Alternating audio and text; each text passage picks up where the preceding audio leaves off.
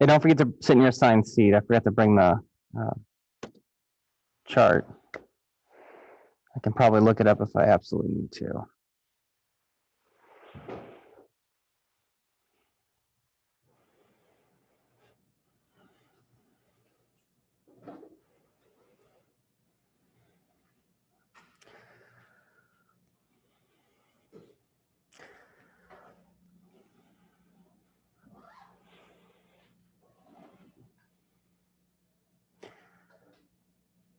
Does anyone have any like logistical questions before the class?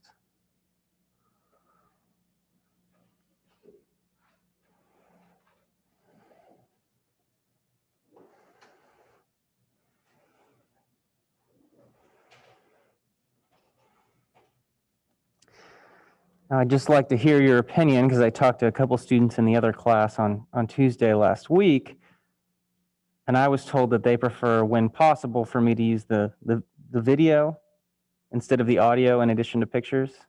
You guys prefer that, or doesn't matter? Doesn't matter. You like the videos better? I will do my best. So like today, I posted for the one before next class, and it's a half and half.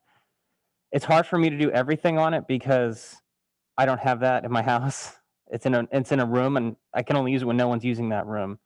But I will try to put more stuff on there because some people said that it's easier for, particularly when there's lots of graphs, when the video is there. Now, for some people, maybe audio is just as good, and that's great. But I will try and do that for you guys. And I'll talk about another policy change once I start recording in a couple minutes. I'm listening to your feedback. I know this is rough for everyone. Just want you to know.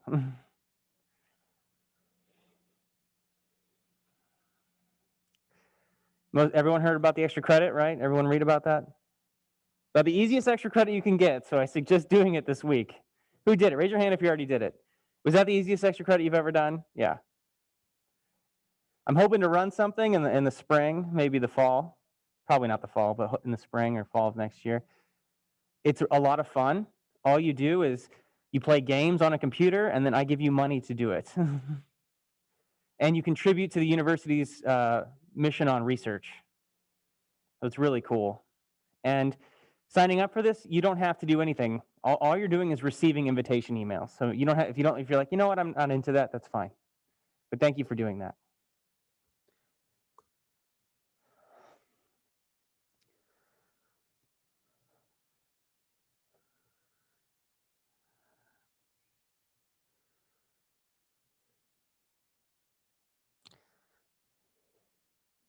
Yes.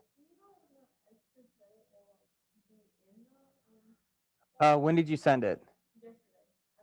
You didn't get it today? Okay. Did you forward the confirmation email? Just wait a little bit. I told the GA she could have a couple days. If it's not there by Friday, you can let me know. No, to the graduate assistant. Her email's in the announcement. Yeah, so forward that if you want the points. So make sure did you do that? Okay.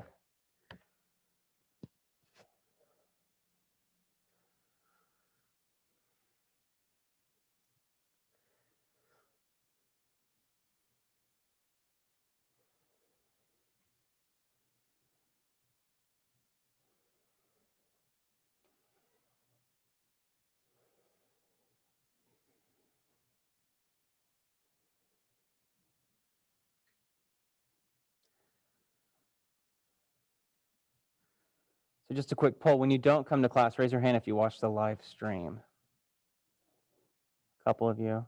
Raise your hand if you watch the video. That means like 3 of you aren't doing anything. I suppose you could be listening to the video and not watching it. All right. Let's start recording.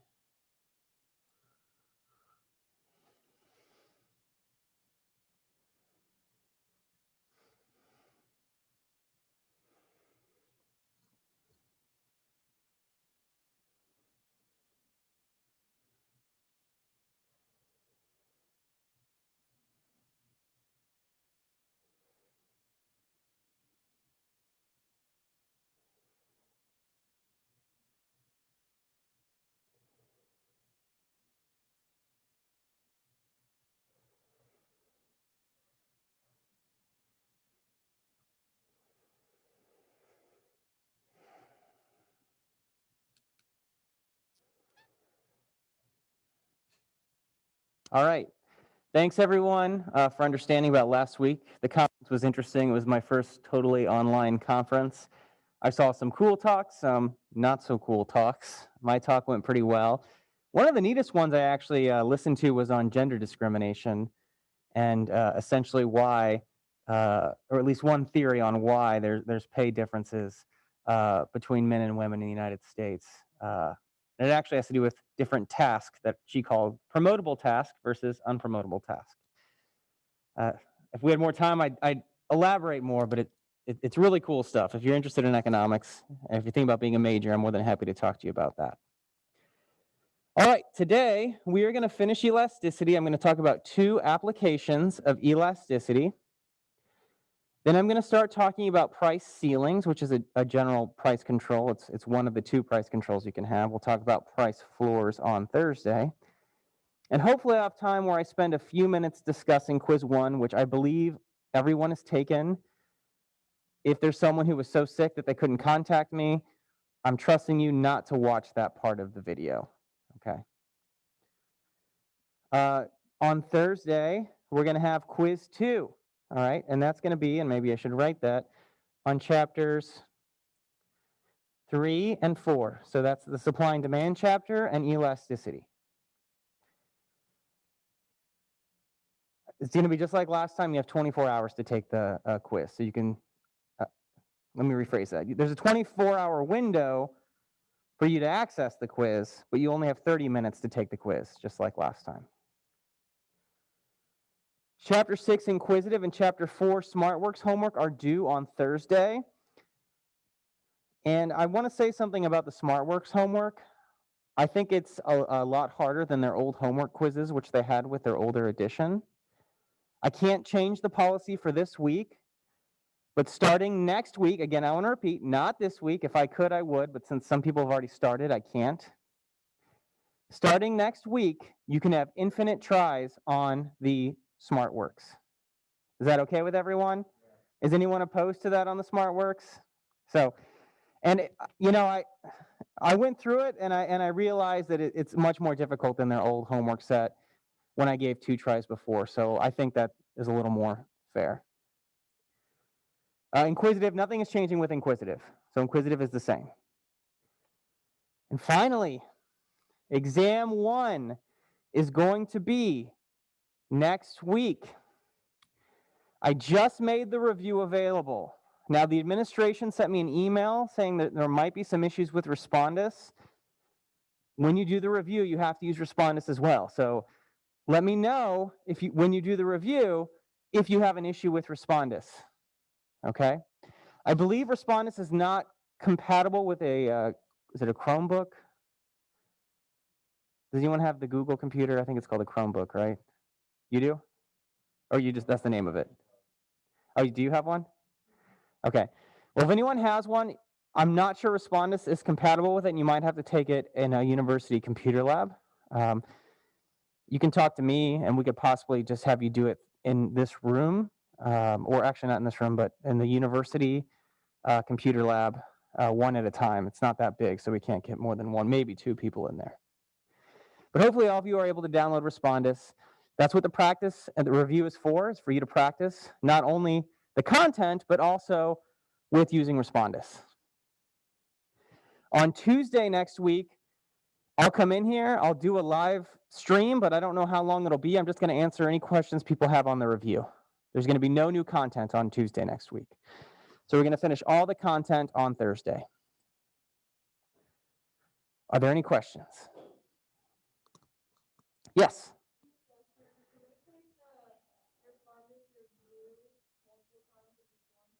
Question 1, can we take the Respondus review multiple times or just once? I think I have it set up for once, but I can change that if you think that would be desirable, possibly.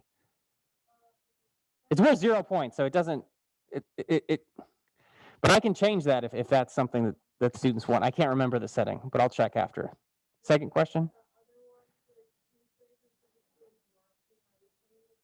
So Tuesday, you can come to class if you have, I guess you can come to class either way, but it's informal. I'm just going to answer questions. So you don't have to come, but if you have questions, go ahead and come. If you don't have questions, you can come.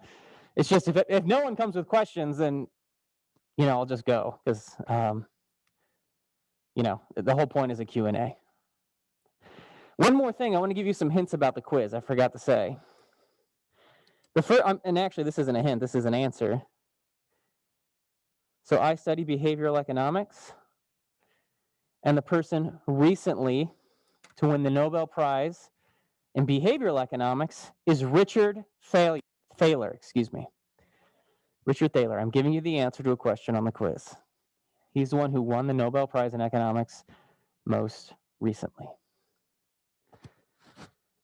A couple other tips on the quiz. One, remember the relationship between elasticity and revenue. So it might be hard to calculate elasticity, but revenue is easy to calculate, right? So if revenue goes up, what does that mean about elasticity? When the price goes up, it means it's inelastic, right? And if revenue goes down when the price goes down, that means it's elastic. So if you're struggling with all the formulas on the quiz, that'll make it harder, but you can just look at revenue and see what happens. So it's a little shortcut to try to help you.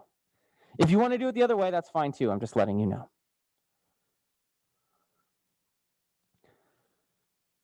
And I'm not going to ask the midpoint formula on the quiz or exam. All right? Not the midpoint formula, no. I actually don't think it's very useful. It's better to know the elasticity of a point than between 2 points. But regardless, as you saw from the first quiz, I do give some, like number questions, but I try to make those as easy as possible. I'm not saying quiz 2 is going to be easy, like quiz 1 wasn't easy, but I'm not going to give you the midpoint formula. There are cases where you have to figure out whether a curve is elastic or inelastic, or a table is elastic or inelastic, but I'm not going to have you do it using the midpoint formula. Other questions? All right, so let's begin. I'm going to conclude chapter 4. We're talking about a couple applications. In the first one, we're going to talk about a market that maybe is not so happy.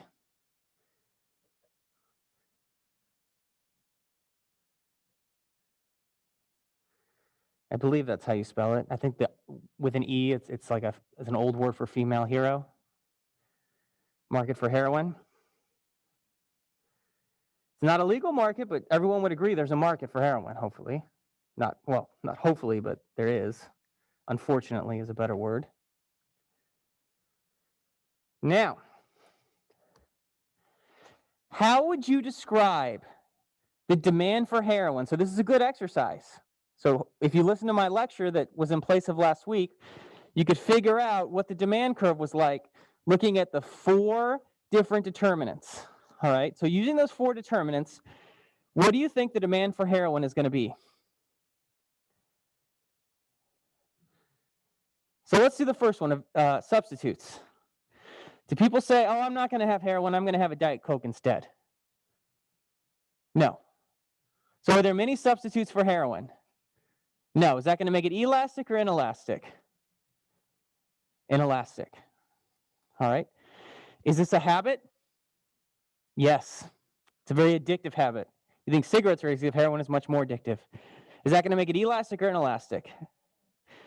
Inelastic. Percent of income, percent of income is going to depend on the market price, which I don't know the current price of heroin, so we're not going to include that for now. But by the way, here's another hint for, I can't remember if it's the quiz or the exam. As the price of a product goes up, what happens to elasticity? Does the curve become more elastic or inelastic? Remember, if it's a higher percent of your income, you're going to be more responsive, which means it's more elastic, right? Remember when we talked about with cars versus gum? So the market for heroin is going to have inelastic demand. So it's going to be very, very, very, very steep. I don't know what the supply of heroin looks like, okay? So I'm just going to draw it as neither elastic or inelastic. Like this. So there's our market for heroin. Now, let's think about the effects of a tough On crime policy. Boy, have times changed. When I was your age or younger even, everything was tough on crime. Tough on crime, gentle on taxes. Now both campaigns are talking about, well, I guess I don't want to get into that. But anyway,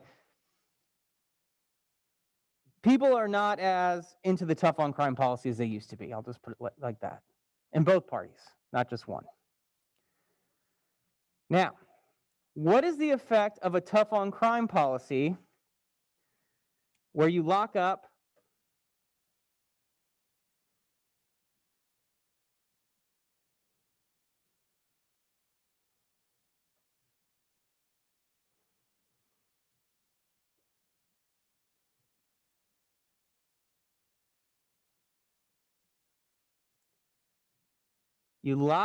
sellers of particularly heroin with harsher penalties, and you lock them up more often?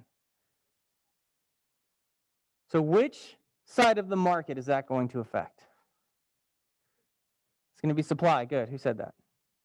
So which way is supply going to shift? Good. So it's going to shift to the left. I forgot to put my P1Q1. And by the way, you can do this using all of those steps that I showed you. I'm not going through all those just for the sake of speed. And as you get good at it, hopefully you can do that. So this is our initial P1Q1, or if you want P naught Q naught, I don't care. So as she said, supply shifts to the left. So this is our S2. The supply shifts left.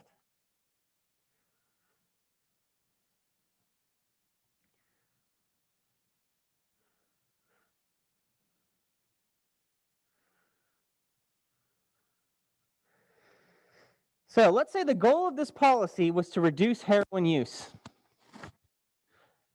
Was this a very effective policy? No.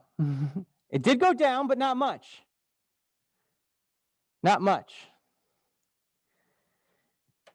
If your goal was to weaken the power of the drug cartels or people who sell drugs illegally, was this policy effective? No. In fact, you might have done the opposite. So what happened to the total revenue going to people who sell drugs? Did it go up or down? Up. In fact, they're making a lot more money. You can see this little box right here was the revenue they were receiving before this policy. Now they're receiving a lot more. Now, not all of them, right? Some of them are now in jail, and maybe some of them left the market because they don't want to go to jail. But for those that are remaining, they are super, super happy because they're making the big bucks. Now let's think about some unintended consequences. Do you think this policy reduced crime? Think about heroin users. What's happening to heroin users? There's less of the drug, but not only that, what's the bigger impact? It's more expensive. If you don't have the money to get the fix, what might you do?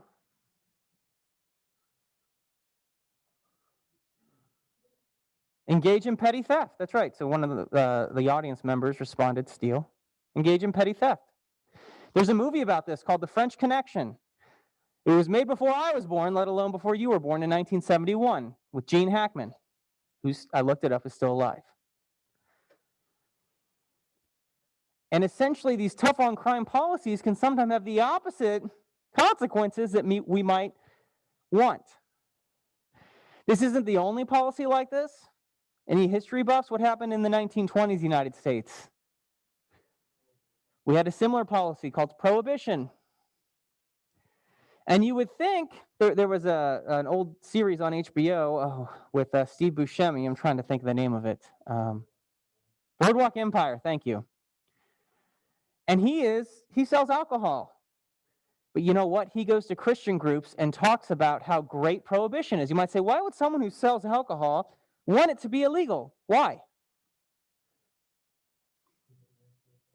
No, the demand, if anything, the quantity demanded actually goes down.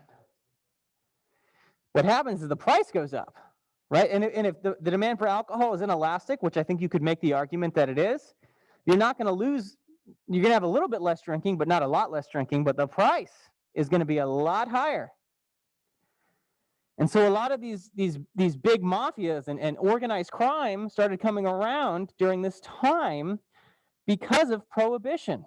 And they love this policy. And you'll see these sort of strange bedfellows all the time. Las Vegas wants gambling to be illegal in every other state. Why is that? Why would a city that has lots of gambling want it illegal in every other state? I think you all, sorry, go ahead. So, right, they want more people to come to Vegas to gamble. Okay, so the point of this exercise is to show that we can learn about particular public policies with elasticity. I want to talk about one more. And we've already talked about this a little bit. I just want to revisit it.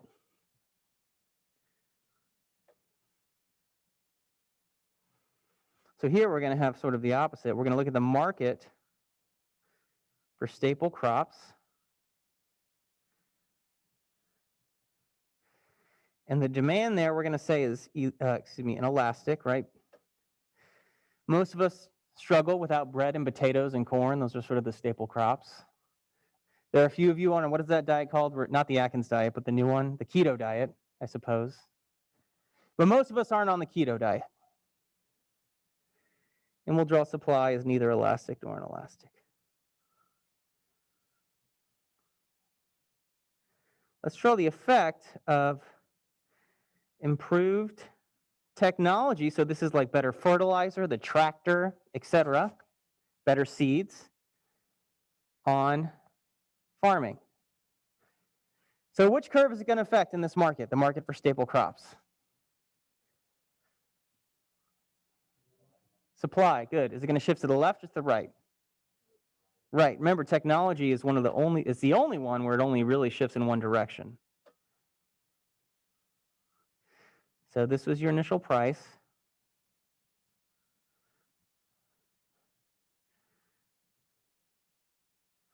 You might think, boy, it's going to cost farmers less to produce the good. They're so much better off. Are farmers actually better off? No.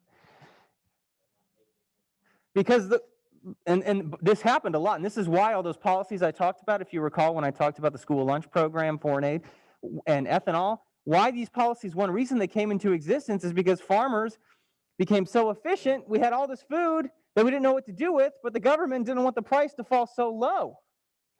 In fact, I believe during the Great Depression, they were throwing away some food while people were still starving, if you read in the history books. Any history buffs in here? No history buffs?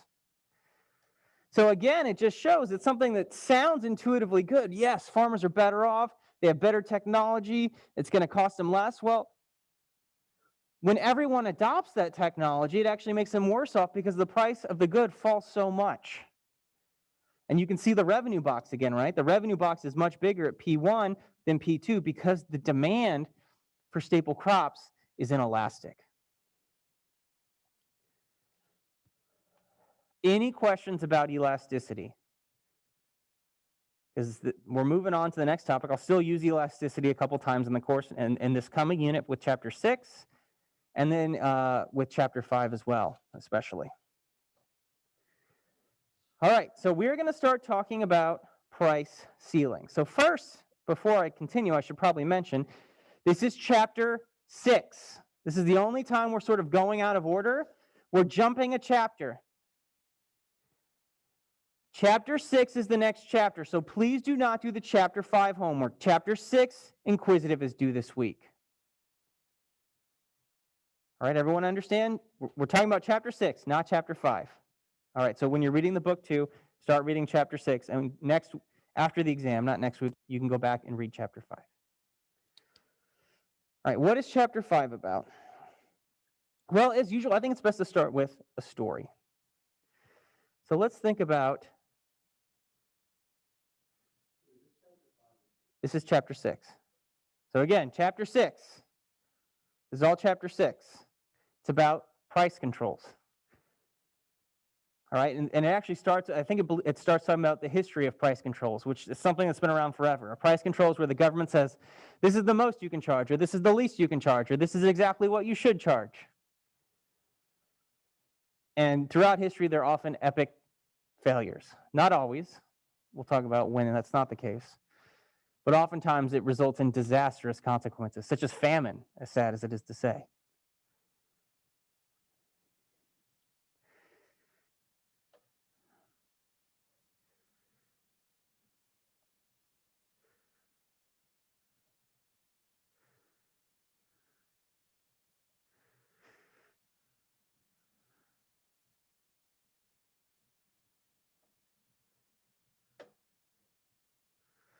All right, so we're going to look at the market for New York City housing pre and post World War II.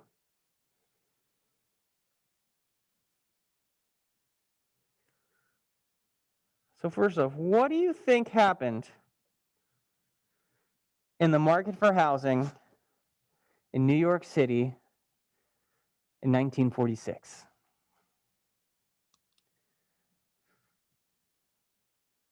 So I see what went up? Something went up. The demand, good. The demand, it shifted right. We use right and left, but you're right. Why? Right, all the soldiers came back home. All the soldiers came back home from the war. Maybe they were living with their mom and dad before the war, and times are very different, but basically at that time, if you were over 18, you're out on your own. And so they may have lived with mom and dad, but when they're coming back, they're going to get their own place. And that's not a critique if any of you do still live with your parents. There's nothing wrong with that. That's just the way it was, though. So the demand shifts. If left on its own, we know what's going to happen, right?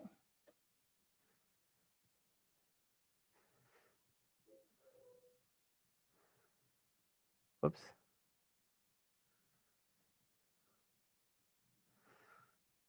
If left on its own, what's going to happen to prices? Everyone see what's going to happen to prices? They're going to go up. How dare you? Our soldiers fought on the beaches of Europe and the islands of the Pacific, and you're going to charge them a higher price for housing? You can burn in, I'm not even going to say it. You get the point. People were pretty upset as prices were going up. And you can imagine the political pressure on mayors and on city councils, etc., to not let that happen. And so instead of this happening, a lot of cities said, you know what? We'll just not let it happen. What we're going to do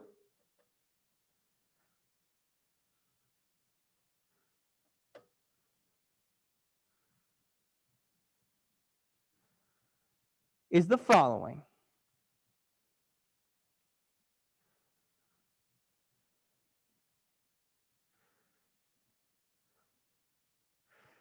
Suppose the new market price at that time should have been, I don't know. Remember, there's inflation, so let's say this is post-World War II.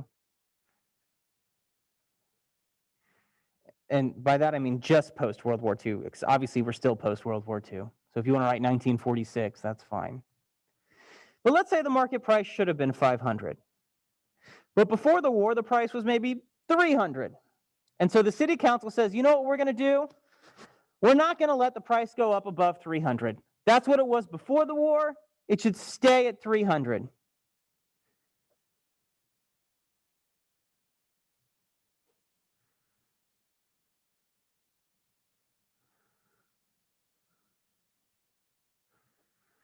So normally, if there were no price control, what would happen is there's a lot of buyers who really want units who aren't getting those units. What would they do?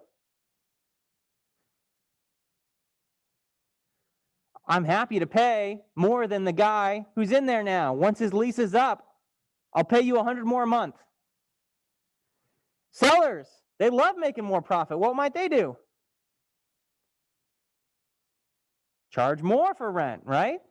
They love making money. But with this legal barrier, they cannot do it. Now, This is called a price ceiling. You might say, why the heck is it called a price ceiling when it's in the graph? Excuse me, in the bottom of the graph. Aren't ceilings up high? Well, I can understand the confusion. And for those of you watching live or watching the recording, there's a table right here. And I am going under the table as much as I can.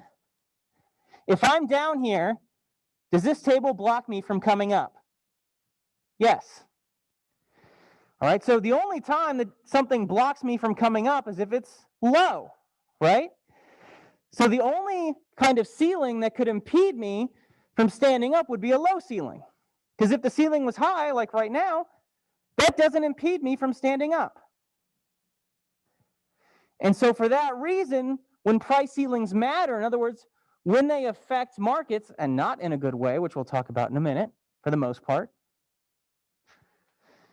when they affect markets, they have to be low. If there's a price ceiling up high, it doesn't do anything. If I say you can't charge more than $1,000 a month, is that going to have any effect on the market?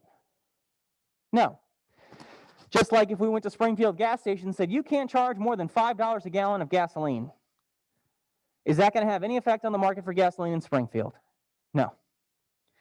All right, so price ceilings are low, and we'll talk more about some of these consequences in particular in regards to this example. But I want to give the formal definition of a price ceiling.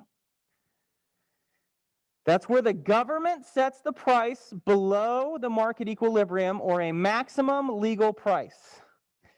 There are a few cases where it's not the government, but it's most of the time it's the government. For example, a union might set up some sort of price control, but just a quick example is where I used to work, the union actually set a price ceiling on certain salaries.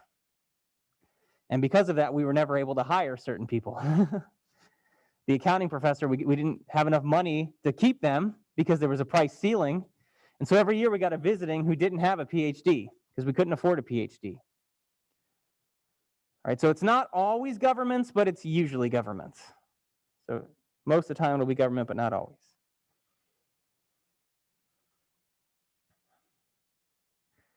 So the first and maybe most obvious thing that you hopefully see is that this is going to create a shortage. So if we have the graph here, oops, I left my pen over here. Oops, I have an email. I want to make sure it's.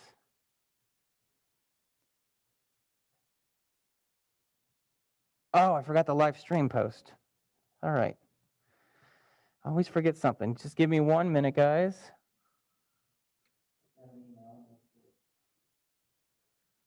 Last week I forgot to record. This week I forgot to post the live stream.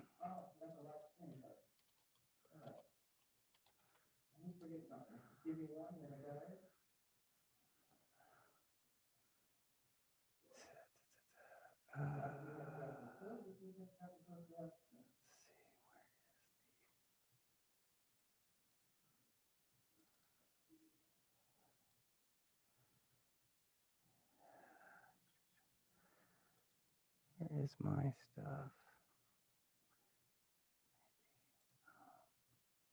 I have to sign in, that's why.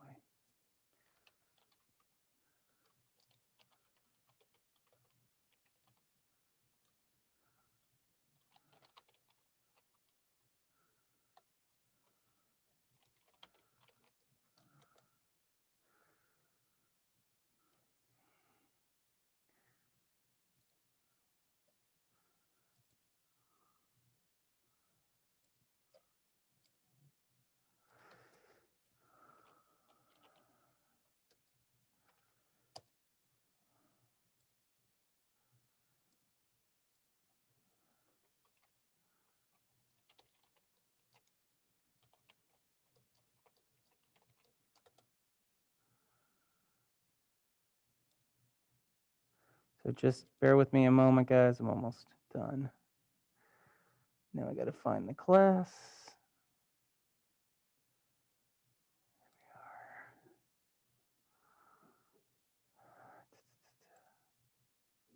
Bear with me a moment, guys.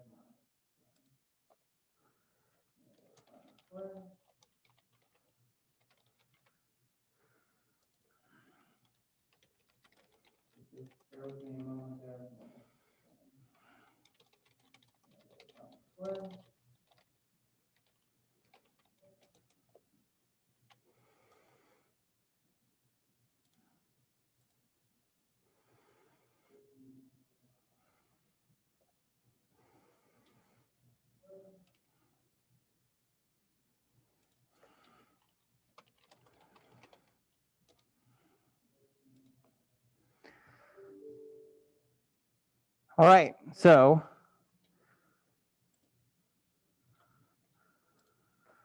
for those of you just joining us, sorry I submitted the live stream a little bit late.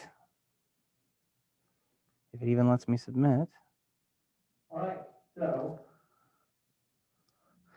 And as I said, we can actually draw the shortage in the graph. All right, so we can draw the shortage in the graph. So people who are here, this is the market for New York City housing post-World War II. After World War II, housing prices started going up a lot because the demand shifted right. People got upset and demanded accountability because they thought it was wrong for people to charge soldiers more coming home from the war. So the first effect is a shortage.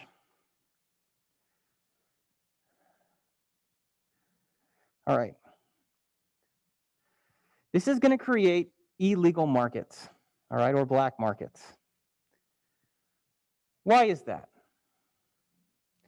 Why is this going to create illegal markets, a price ceiling? Well, notice, if you look at the graph, it could be the case that this person who doesn't value it that much is able to get it, right? Everyone see that? They're happy to get it at 300, and it could be the case that someone who maybe values it at 800 over here doesn't get it, right? Because not everyone is getting the good. We don't know who's going to get it. It's going to be someone who values it more than 300, right? A person who values it at 200 isn't going to buy it unless they're a speculator, which I guess is possible, and I'll talk about that in a minute. But it could be the case that someone who really values it isn't going to get it. And so people have an incentive to illegally sublet maybe the room. Oh, yes, I got it for that 300. My cousin or my best friend Joe needs a room. And you know what I'm going to do? I am going to lend it to him at a price of $700 a month. Now, is his friend better off? Yeah, he's not able to get an apartment in New York City otherwise, and obviously he values it more than $700. Is the person selling it better off or illegally subletting it better off? Yes. And so you'll see that a lot. So whenever we have price control, same thing with price floors, which we'll talk about next class, you're going to see illegal markets form. Fewer market transactions. So as you see, the number of transactions before was right here. And now the number of transactions is here. Remember, it's always the smaller of the two, right? You cannot have a buyer without a seller. And so the number of transactions is going to be right here, not right here, but right here.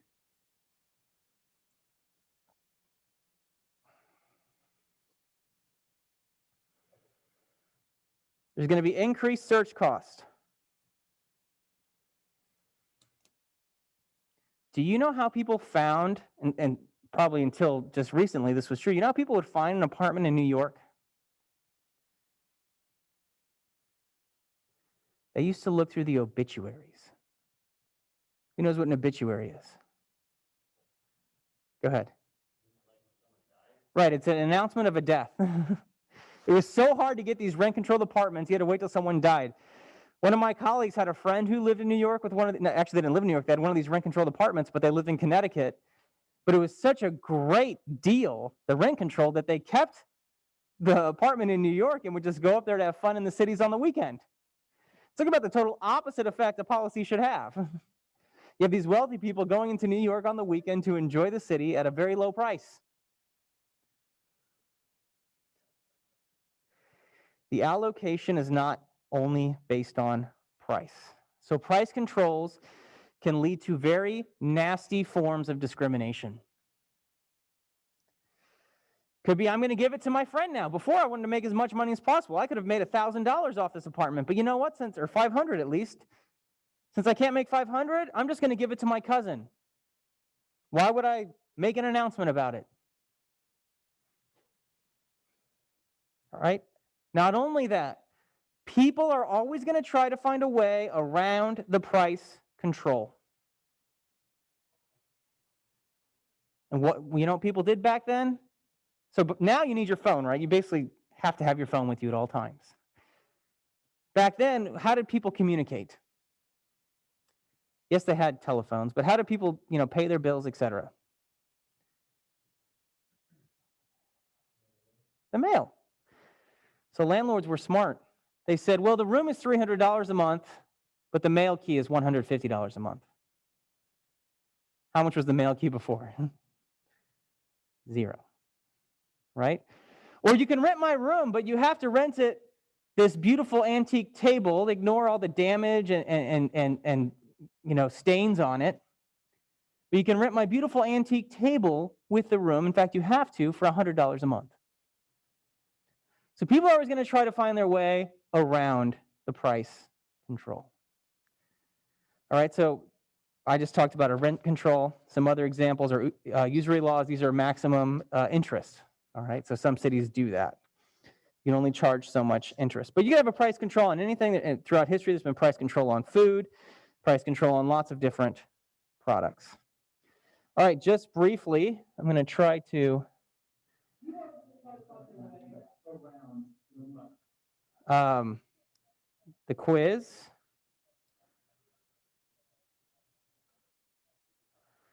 All right, so quiz 1. Oops, let me go back. I want to go to the answers. All right, so who is considered the founder of economics? The answer to that was Adam Smith, which I think most of you got, right? All right, consider the following statements for question 1 and 2. The university's policy of paying professors different salaries because their discipline is unfair, in other words, paying accounting professors more than English professors, is this a positive or normative economic statement? And would this be a statement pertaining to microeconomics or macroeconomics? Well, it's normative. Anytime you hear the word fair, that's almost certainly normative. And it's microeconomic because it only pertains to a particular university.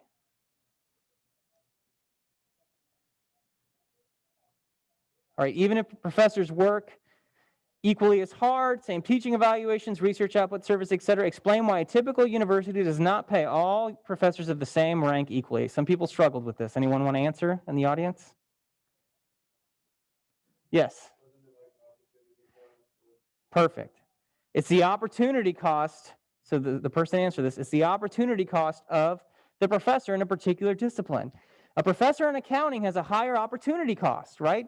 They can get a job at a firm easily. A professor with a history degree or an English degree, and it's awesome stuff. I think it's very interesting. It's not insulting, but the fact is, their opportunity cost is lower. That's just a fact. And because it's lower, their pay is usually going to be lower. All right, so this is something that a lot of people really struggle with, but it's often the case. And when it's not the case, you see these unintended consequences where you might have, a school that pays every professor equally.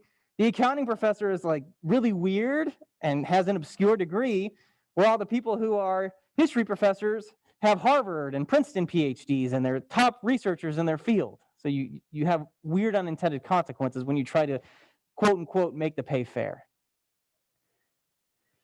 All right, during and shortly after the financial crisis, the U.S. had unemployment rates similar to today, near 10%. Many factories became idle or greatly decreased production.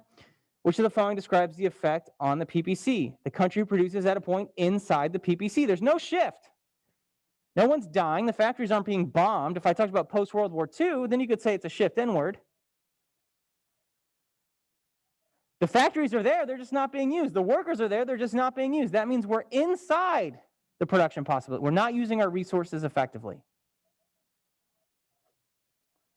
I don't know. I turned the sound down, so I don't know where it's coming from now.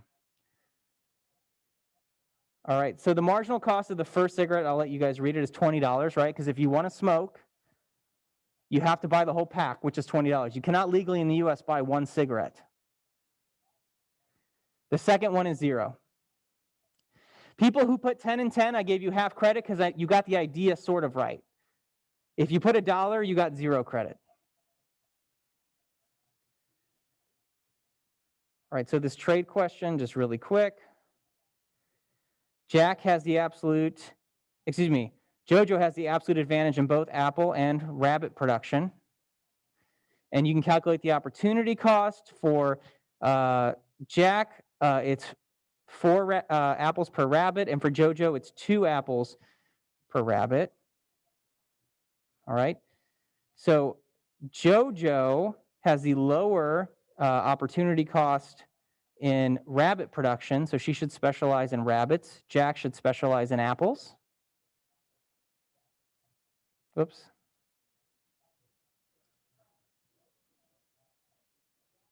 And so if we have this trade, if I'm going to pull that back up in a minute, if Jack is producing apples and Jojo rabbits, there's going to be 20 apples and 11 rabbits. So suppose Jack consumes 3 rabbits and 8 apples, and Jojo 6 rabbits and 10 apples. So notice there's total 18 apples and 9 rabbits without trade. But if we have trade, they can specialize, and the total can be 20 and 11. So how can we allocate so they each get more? Well, we just give them each one more of every good. And we hit, so give Jack 1 more apple and 1 more rabbit, so 4 rabbits and 9 apples. And give Jojo 1 more rabbit and 1 more apple, so 7 rabbits and 11 apples. Okay, so look through that one again and listen to this video again if you're lost on that one.